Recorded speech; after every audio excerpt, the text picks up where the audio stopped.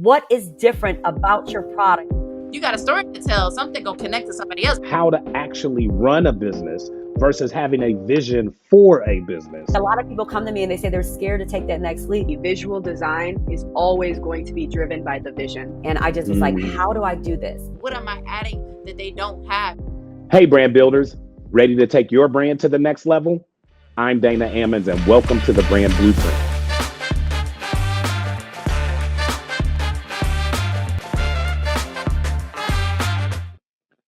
Welcome back to the Brand Blueprint podcast. I'm your host, Dana Ammons, and today we have an extraordinary guest who is redefining cultural expression through fashion.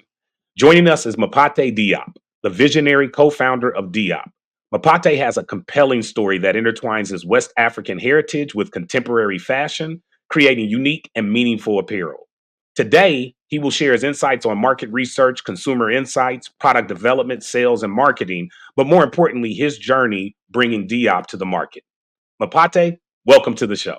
Thank you, Dana. Excited to be here. Can't wait to chat. We are excited to have you. As we talked about in pre-production, we are really excited about having you as our first fashion brand featured on the Brand Blueprint. We have already talked to a couple of founders in the hair care space.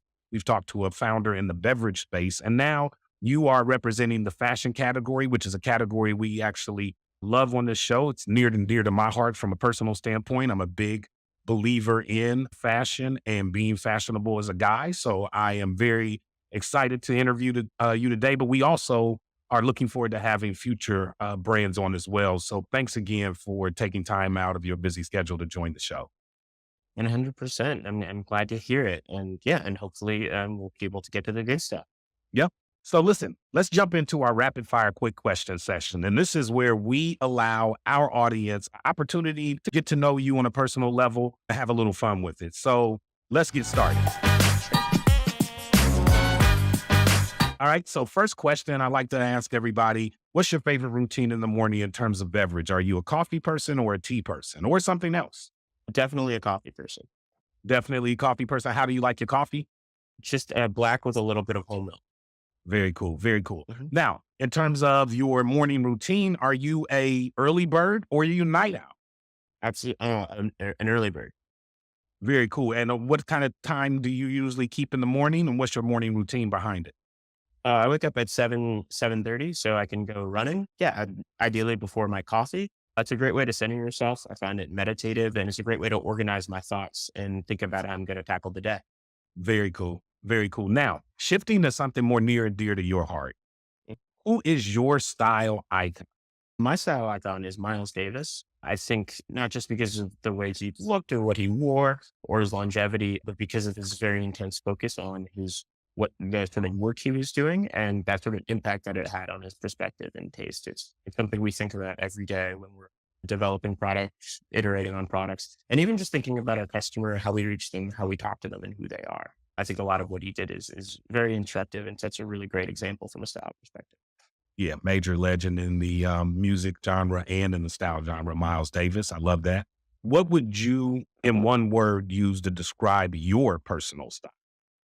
I like to think of our own personal style as very bright. We like a lot of colors. I like a lot of colors, even when they're clashing a little bit. I just think it adds a lot of flair and a lot of personality, and is something that is a really great way to start a conversation with people. Very cool. Very cool. Now, another question, a little bit broader on the spectrum of kind of travel, but what's one of your favorite cities that you've recently visited? I was very lucky recently to go to Rome for a week, and it was delightful. And the sort of place you only ever hear that, so getting a chance to go is a real treat. Yeah, no, definitely. I had a chance to actually visit Rome for the first time last November with my significant other. We had an absolutely fantastic time. So I really love that answer. Now, last question in rapid fire, and this one is always a bit revealing. Who, if you could have dinner, anyone, dead or alive, who would it be and why? For me, it would be pretty recently passed John Singleton, writer, filmmaker, writer, cinematographer. Yeah.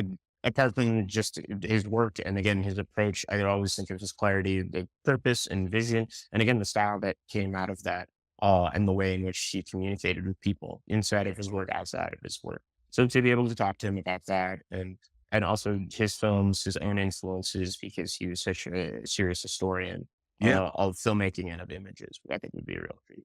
Man, yeah, Mapate, we must be brothers from another mother because that is one of my favorite producers and directors. He's also a fellow member of Kappa Alpha Psi, and he's a guy who influenced me from a life standpoint. His first movie, Boys in the Hood, was released coincidentally in 1991 when a young Dana Ammons was graduating from high school in Omaha, Nebraska, and headed to Atlanta to go to Morehouse College myself. And so I identified a lot with Trey from the movie Boys in the Hood. And then I went on to find out that John Singleton, as a producer and director behind it, had, purposefully worked that element into the story. So it's always remained kind of a really touchstone type movie for me. And he was a big, big influence. And then his last movie or TV show project, Snowfall, I still think is probably one of the more slept on series that have come out on TV in the last 5 or so years. People, if you haven't watched it, go watch it. It's on streaming now, but super, super good series, Snowfall.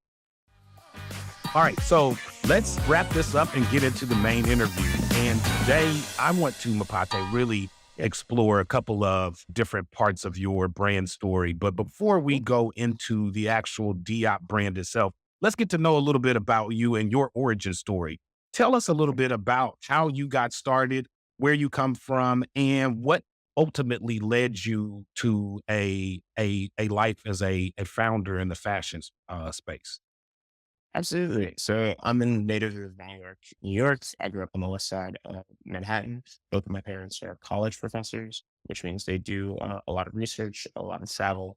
And yeah, after college, I went to college, Massachusetts. After college, I did a postgraduate fellowship called Venture for America.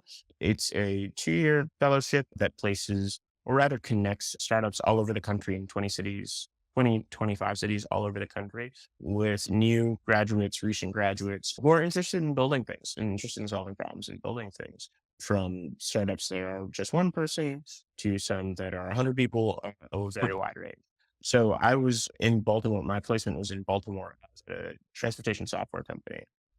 I believe I was the 12th or 13th employee, but I was one of the first few business side employees. So essentially my job every day was, well, we had our developers and we had our coders building the product. I was figuring out how to sell the product. You can start up need two things. Someone to build it and someone to sell it. And Diop was actually started on, not so much on accident, but it's almost if we had Evan and I, my co-founder, Evan Freed, it's almost if we had planned to do it. It was about 7 or 8 years ago. I was at a party. I was wearing a shirt that my mom had gotten me. She'd been traveling in Nigeria. She'd bought some fabrics, took it to a tailor and made it into a garment. And Evan complimented me on my shirt. And when I told him it was custom, he said, "Oh, so I can make that myself." I said, "Absolutely." So he did the same thing. He went to a fabric store. He bought some cotton fabric, took it to a tailor and got it made. And whenever he would wear it, people would compliment.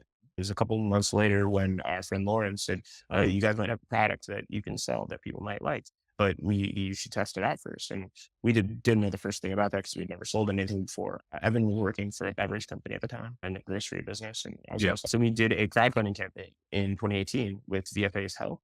And we raised about $20,000 in 5 weeks. We also sold about 300 shirts, which we then had to go learn how to make. And then based off the success of that crowdfunding campaign, VFA offered us a place in their accelerator, which was just a space for you and a couple of other people in your VFA cohort to take an idea, turn it into a product, take a product and turn it into a business. And so, and they paid for all our expenses for 4 months and said, "See if you guys can build a business out of it." And that's how we got started.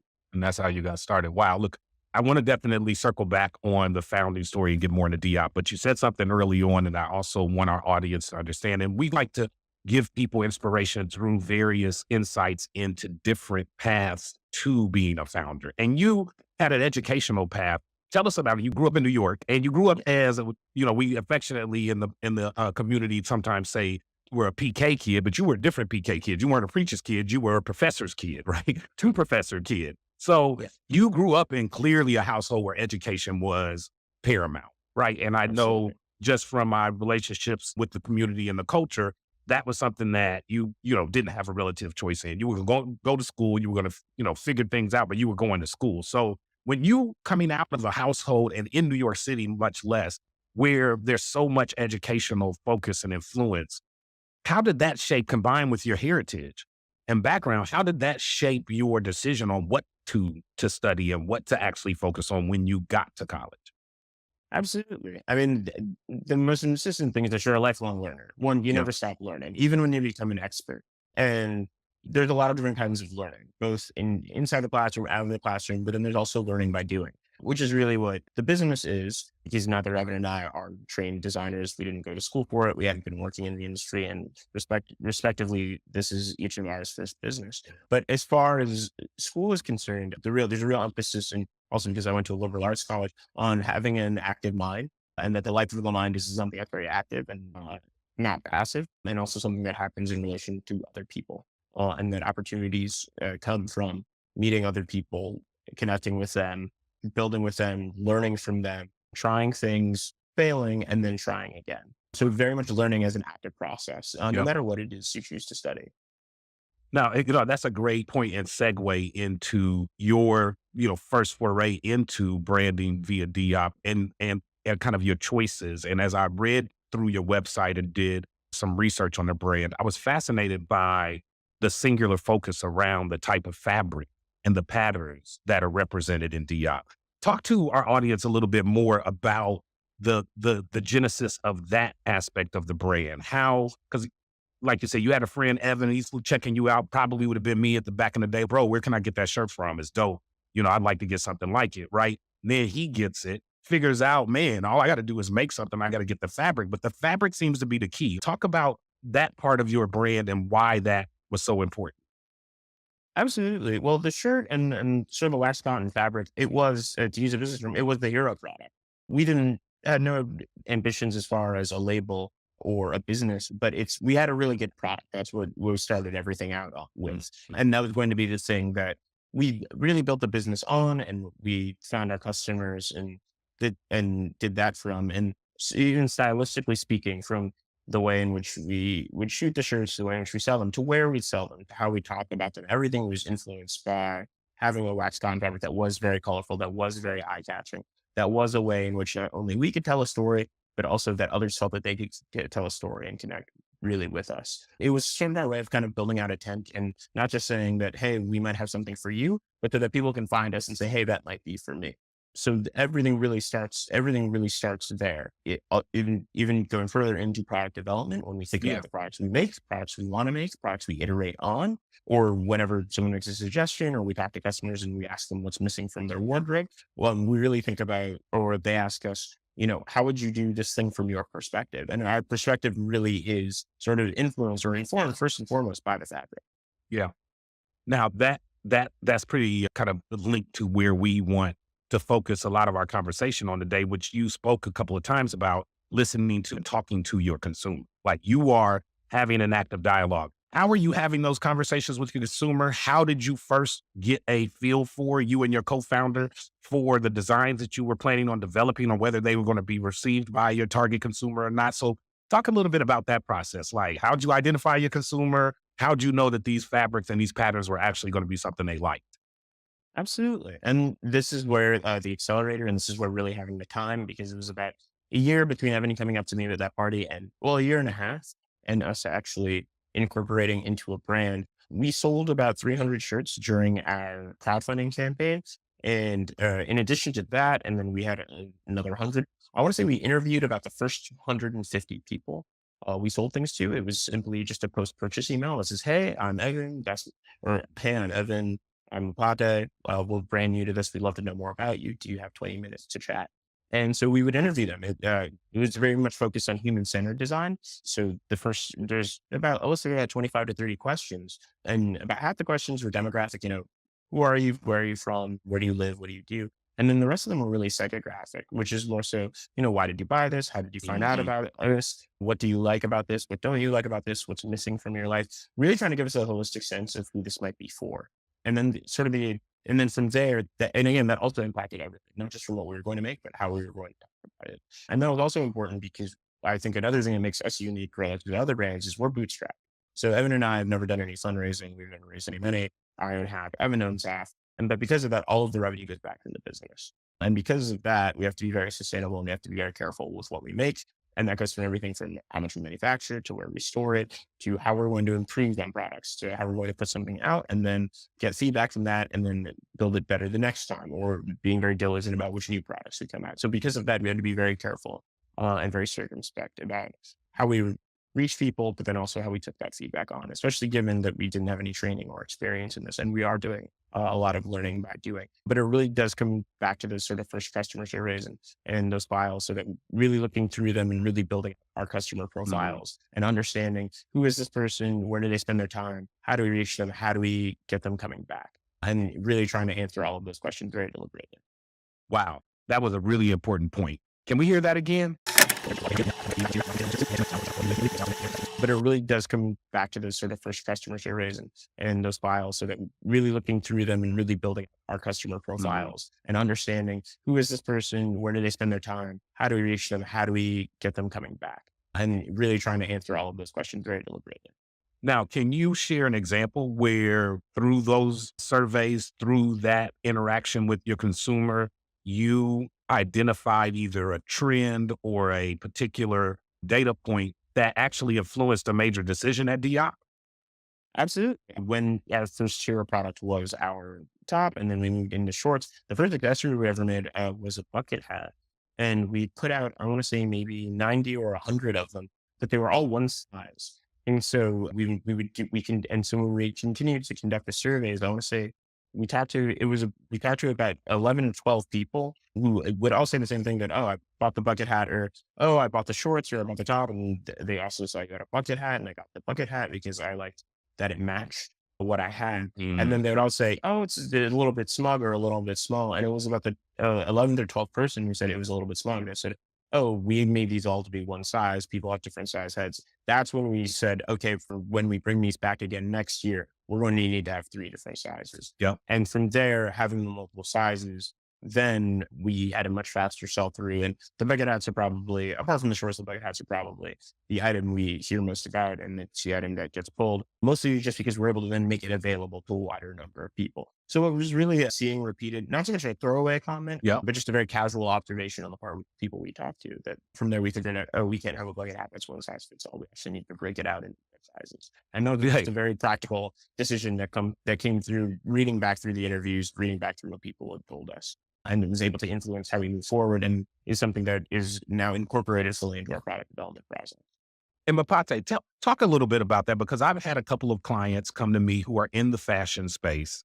And one of the first major decisions that you have to make as a young designer, older designer, new designer coming into the space is something you pointed out, kind of this one size fits all scenario, right? Versus you have to have sizes in a wide range of body types across multiple garments, right? So it starts to multiply the amount of inventory you have to purchase. And so I get a lot of young founders in the space that go, well, I'm just not going to go into clothing because it's too expensive, right? To bootstrap and self-fund. I'm just going to do accessories. I'm going to do belts, or I'm going to do hats, or I'm going to do socks, etc. Talk about you and your founders' thought process. I mean, you, as you said, you started shirts and you built, and you have a fantastic array of items on the website now. How did you go from shirt to shorts to bucket hats and still self-fund? Because as you noted, you guys haven't taken any significant money other than the first Kickstarter campaign. Is that correct? So you've been doing this for the most part out of your own funds, but you yet still have all of these sizes and these different styles available on your website. How do you do that? Well, that part of that is the product development. So when we think about a product, we think, and this is very much the way with shorts, is okay, if we want to make, or because we made a top and people said, oh, I'd like matching shorts. So everyone on the team, there's 4 of us, has input on product development. It's really working backwards from, okay, let's think about shorts. Okay, what do we like about shorts? What do we not like about shorts? Where do we wear them? When do we not wear them? What's missing? And just really thinking about how we live our lives and how shorts apply in our lives. And then from there, we go into the sample process and we talk about specific shorts, or shorts that we think about fondly, or shorts that we think about not so fondly. and then taking it from there and really kind of creating a list, almost like a note of the things that she wants to accomplish, things they can and can accomplish. And then from there, we sit down with the designer on our team, but then also with our manufacturers, with their tailors, with their pattern makers, and really thinking it through. And then from there, we put out sort of the minimum viable product. So then, but also making notes for things we can improve upon the next time. And the reason, again, was to really be, I'm going to use the word again, holistic, in the way in which people live their lives, and the way in which people live their lives with their clothes, and how it makes them feel, and what it is they do, and how it is they think about the journey that they're on, and maybe the stage that they're at in life. And that's really never steered us wrong, because then we'll know just how much to make. And then also, because then we won't make too much. And we also think selling out is good, like selling out a product is good. But then also helped us think about, okay, how will we make this better? How will we improve it? Because to us, it's especially for a bootstrap business owner to put something out once, it's thinking, okay, how can we build a bridge to put something out further? Or how do we build a bridge to then improve on this product? Because most of our revenue doesn't necessarily come from new customer, it comes from returning customers. So really thinking about what's missing from someone's life, what's missing from someone's wardrobe, what's missing from someone's rotation.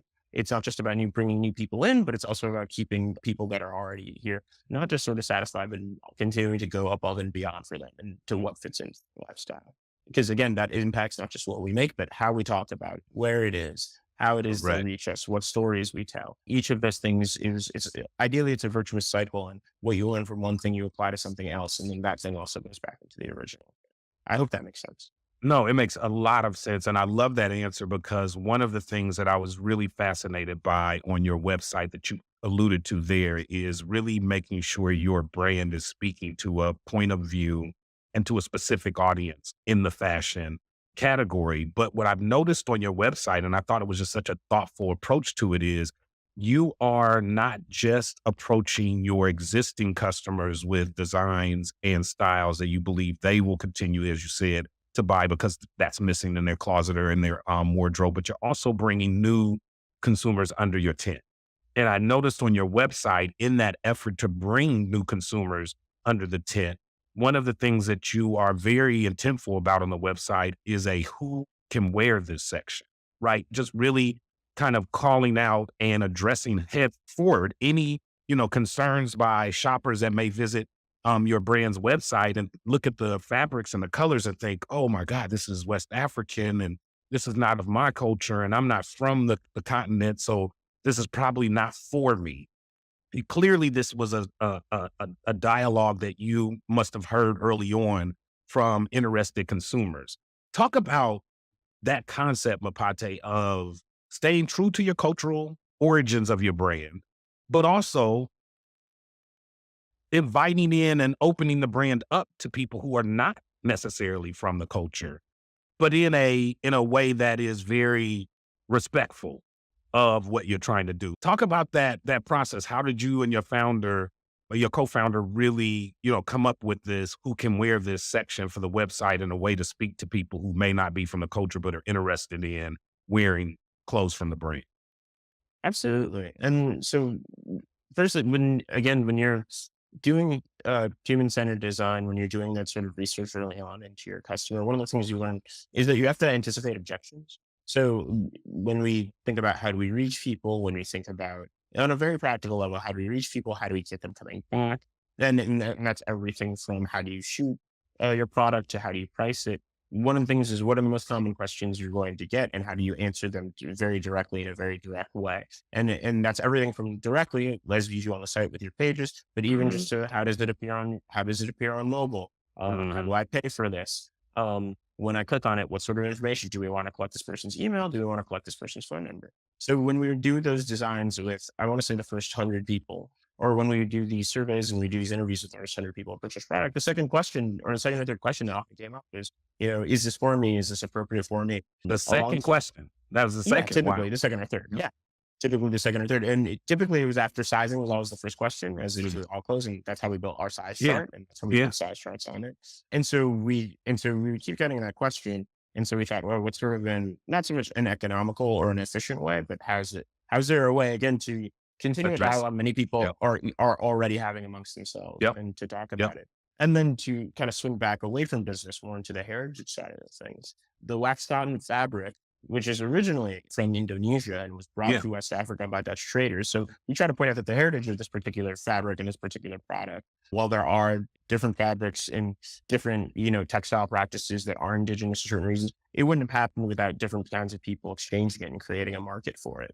People taking it from Asia to Africa, it being styled in a particular way, going from Africa to Europe, being styled in another way from Europe to America, and really just kind of opening the aperture for what is possible with that fabric. And people have been making the fabric dyeing method is about 1,000 years old, in particular waxed cotton fabric they've been using for 100 years. But we thought, how would we put our spin on it? How would we put our perspective on it? How would we style it in a contemporary way so that it's not just something that sits in a museum, it's something you can actually wear to work. It's Correct. something that is, again, as active as you are and like lives with you, whether it's I'm going to go get my groceries or I'm going to a show, it's something that is really meaningfully engaged with you. Because we think the best parts of fashion and style do that is they remix things, but then they also recontextualize Yep. things. But then they also bring you not just closer to that history and to that heritage, but they bring you closer to other people and where they're from. And so again, and it really is a dialogue. And what I kind of talked about earlier about, learning being also a social relationship and also being something that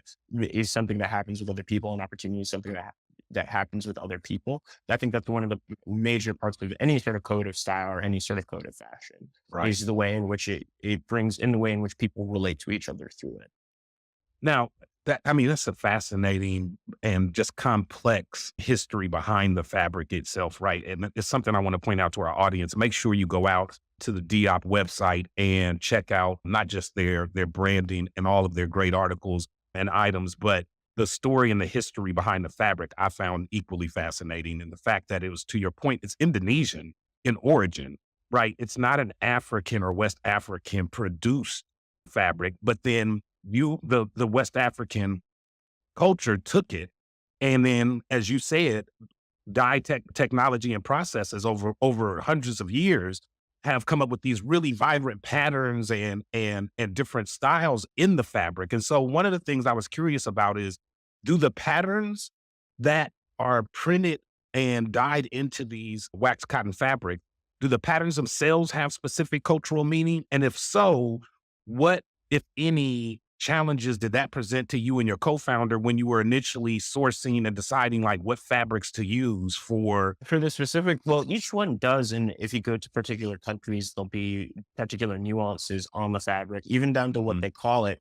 I mean, we refer to it as waxed cotton. In some places, it's Ankara. In Indonesia, it's batik fabric. So there are places where they will print specific things on it, and that will have a particular meaning. And again, that's particular to that. And what's great too is that now, because of e-commerce and because of a lot of the gains we've made in fashion and styling, there are now brands that do that and put their own spin on that from those countries, from those places that do a lot of storytelling around that. And so that definitely did present a challenge because we were making our own, because now for various reasons, but particularly because we wanted to make different kinds of products, some that weren't all 100% cotton, mixing in some synthetics and some blends. Now we've gotten into producing our own, making our own patterns, which is also something you learn to do once you learn the proper techniques, is you can begin to make your own and begin to make your own style and really think it up. But that was very much a challenge, even just as far as sourcing and making sure there was enough textiles to yield certain products and to have a decent product mix, but also to be able to make enough. At the same time, that constraint was also very helpful because then we had to be very economical and we couldn't be very wasteful in, what we spent when we did produce something or when we did choose to make something. So it was very good because it made us be very creative in what we made, and again, how we made it, and again, how we improved on it. Because it wasn't enough to just make something once. It was how would we make this again? And then how would we, again, take the feedback from the customers and improve for them? So how do you scale it? Certainly was a challenge. Yes. How do we scale it?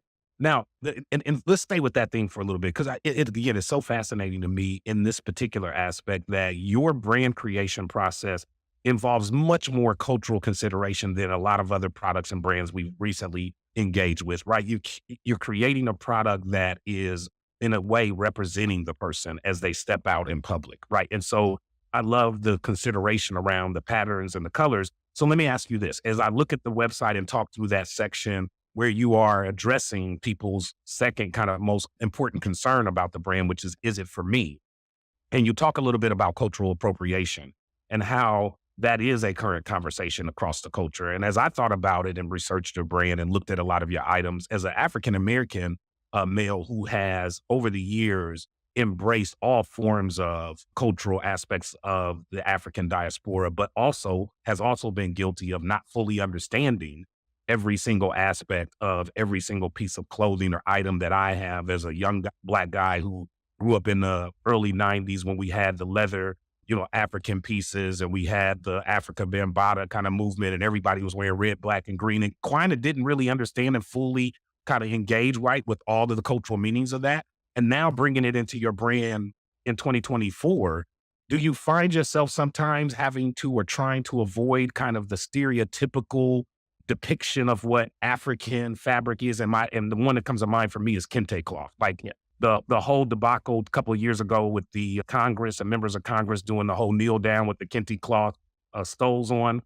I thought of that when I looked at your brand and thought, man, Mapate must really have to navigate through some pretty kind of, stereotypical looks of what African fabric and African fashion looks like. Talk about that in terms of how you and your founder and your employees think about putting out, to your point, innovative designs and fashion statements in this space that don't get kind of pushed into the, oh, that's another kente cloth, or that's just another African, brand. On the one side, I think really to focus on the diaspora and the idea of us as first and second generation Americans really taking something, thinking a lot about it, and thinking how does it best represent us in our day-to-day lives? Because that's something that's common to a lot of people from lots of different backgrounds, not just African or Black or people who are from someplace, but they live somewhere else, or they grew up in one place and they work somewhere else. So that's, I think, an active process in everything you do, not what you wear, what you eat, what you listen to. And of course, those are also all elements of style. Those are also things that go into the production of those things. And I think that process you just described with how do you stay away from something that is stereotypical and does actually feel true and meaningful, or maybe perhaps authentic to your perspective, that's something our customer thinks about. That's a way of identifying our customer. And that's a way of really thinking about and talking to them, because we think everyone is on a journey and they deserve something that really fits like where they are on that journey. And a lot of our customers will often say, or, that, when they found us, is that it was their first time really actively thinking about their style and, what they wanted to kind of talk about, or what they thought was, very relevant to them. I think very on about a customer we had who said that, they would have a Hawaiian shirt day at his office. And he said, well, I don't want to wear a Hawaiian shirt. I wanted something that's a little more relevant to my experience. Right. And so he would wear a Diop top to work, and people would ask him about that.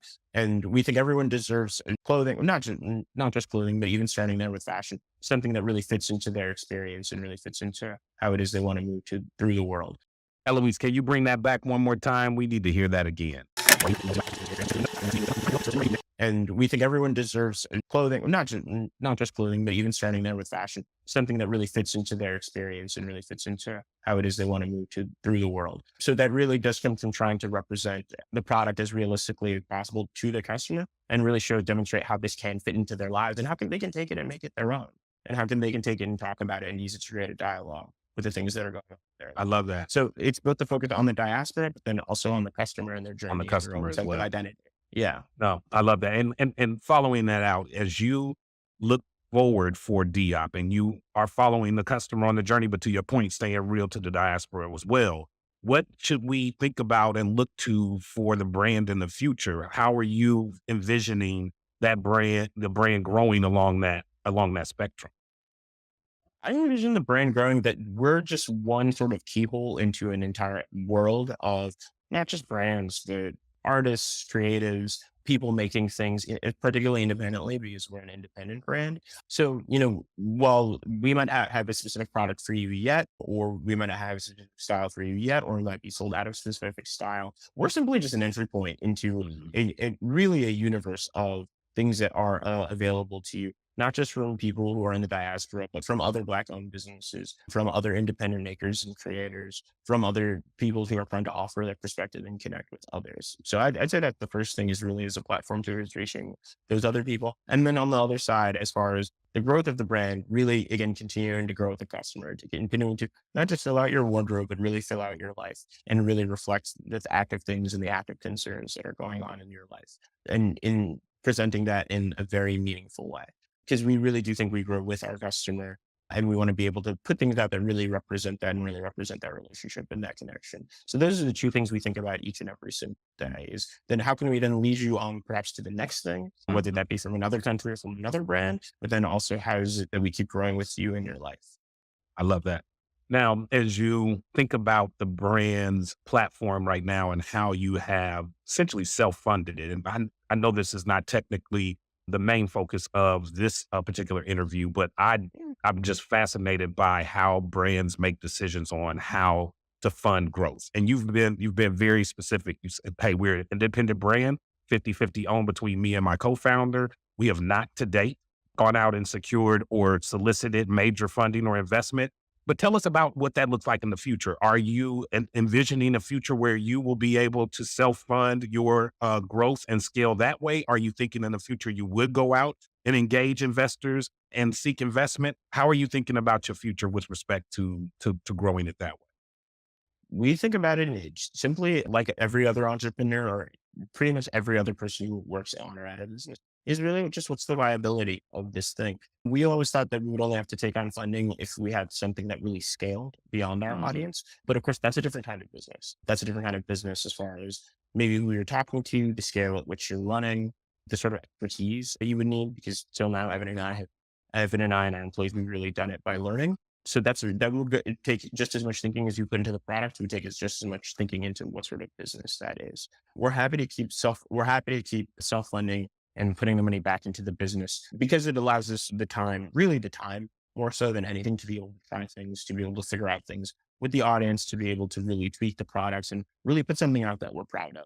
And again, really just something that does feel connected and does feel useful to our customer. And I say all that to say that we're not necessarily opposed to taking funding or changing the business. But again, it really is that question of viability. It's okay, there might be a problem out there. There might be something out there. Do we have a solution? If so, does it work? If it does work, for how many people does it work? And how many people does it work? And how will we reach them? And again, really working our way backwards from there to, again, there's that word again, holistically think about the business and who will we work with in order to scale this and do that thing.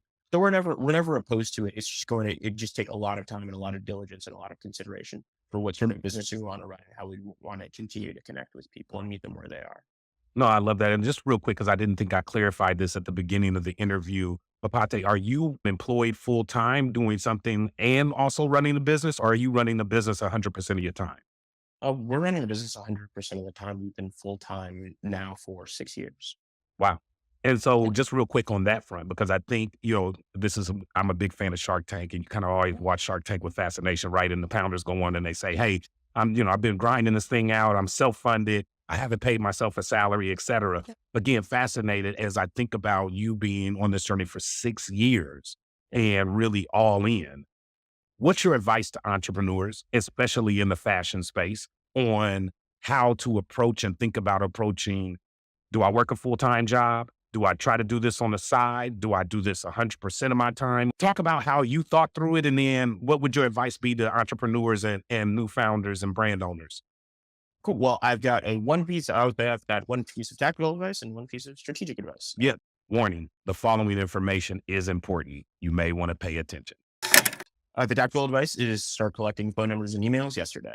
Doesn't matter what you're selling. In this case, we're talking about fashion entrepreneurs, but you could be selling dog food. You could be selling airplanes. You could be selling insurance. Start collecting, because that will do this. It started out and is still true that is our most profitable revenue channel. Having a direct one-to-one relationship with your customers. And whether that's, again, not just the product stuff and promotions, but even surveys, content, really building a community, having people support you, them feeling like they have a one-to-one relationship and that they can talk to you specifically, not just as an audience member, but as a person, being in their inbox, being in their cell phone, goes a very long way. So that's one piece of tactical advice. Any sort of landing page should do on your website. Just here's your email or here's our phone number. Yeah. And keep that list, keep that Excel list. The strategic advice, again, it sounds cliche, but just define success. What's that business you want to run, or what do you want to make, or how do you want to reach people? It all counts. It all matters. If you'd like to sell 1 million widgets, if you want to be on the cover of this magazine, that magazine, you can do it. Then from there, you'll just have to work backwards. But what's nice about that is then you'll never be steered wrong. You'll always know what to do or how to answer the question. of, okay, I have a goal in mind. How do I reach that goal? Okay, let me work backwards from there. Yeah. And that is the most important thing as an entrepreneur, and everything kind of thing. And people disagree with me on this, and they should feel free to disagree. I really do think you can have it all, just not all at once.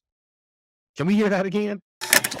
I really do think you can have it all, just not all at once. And so you really love have to that. be deliberate. You really have to be deliberate about the steps you take to get there. But ideally, they're your steps. They're not something you're getting forced into or something like you feel like you have to be doing.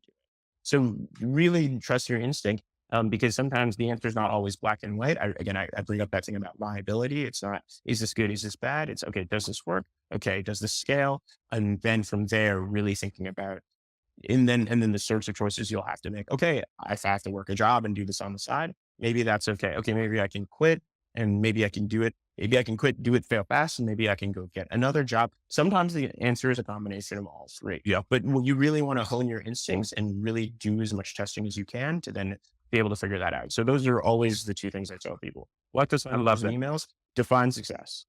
I love that. I love that. That quote, hey, you can have it all, right? But you can't have it all at the same time. I love that quote because that is so, so true. And I definitely agree with you, right? There are ways you can have it all. There are opportunities, and the grind does allow for, right? There's 12 hours in a day. There's 24 hours if you want to run it all the way through. But the reality is it's up to you, right? It's up to you. And I love that perspective. Well, look, we really, really appreciate the time you spent on the screen with us today talking about Diop. Now, before we wrap up, can you let our audience know where they can find you and Diop online and on social media? Sure. So We're Diop, our website is weardiop.com, WEARDIOP. That's also our handle on Instagram and TikTok, WEAR. DIOP. So that's there for all of our products, everything that we've got going on social media. We do giveaways, we do collaborations, we do partnerships, all sorts of fun things like that. But yeah, that's where we are. That's our handle across all socials. WEAR DIOP. That's Where Diop. And the brand is called Diop. All right. And then your personal socials and where they can find you if they want to get in touch with you, if we got brands out there that want to collaborate. Absolutely. So I'm Mapate at weardiop.com, MAPATE at weardiop.com. That's my email. And then my socials across all platforms is at Mapate at ATMAPATE. But again, any specific question, I'm always available by email. We definitely will be sharing the link to the Diop website as well as Mapate's direct information. So you can reach out to him. Just check out www.thebrandblueprint.biz. And you will find his profile there along with a lot of exciting links. We'll also work with Mapate, as we have with other brands, to potentially deliver a discount code or a key code that you can use. We want all of our listeners and followers to go out to the Diop website and grab an item today. I can tell you right now, the robe and the bucket hat are definitely coming to me. And Mapate, I'm so glad that you actually went to 3 sizes, because a brother has a 7 5/8 head. I probably am on that side. I was one of those people probably early on that bought the bucket hat and couldn't quite pull it down over my head and called you up and said, hey man, you're going to need to get an extra large in the size. So I'm looking forward to supporting the brand. I know the team is really excited about exporting the brand as well. So look, Mapate, it's been an absolute pleasure having you on the Brand Blueprint podcast today. Thank you for sharing your incredible journey and insights with us. We wish you and Diop continued success. We look forward to seeing what you achieve next. We would love to have you come back on the show in the future and share some more about Diop's growth or whatever else, because I got a feeling there'll be a couple of other projects that come from your creation in the near future. So come back on the show to share with us. And to our listeners, thank you for tuning in. Stay connected with us for more inspiring founder stories on the Brand Blueprint. Thanks and have a great day, guys.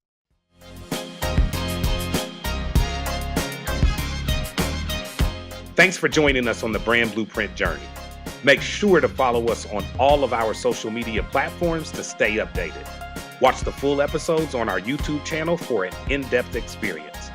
Don't forget to subscribe to our website at thebrandblueprint.biz for exclusive content and materials. We're everywhere you need us to be.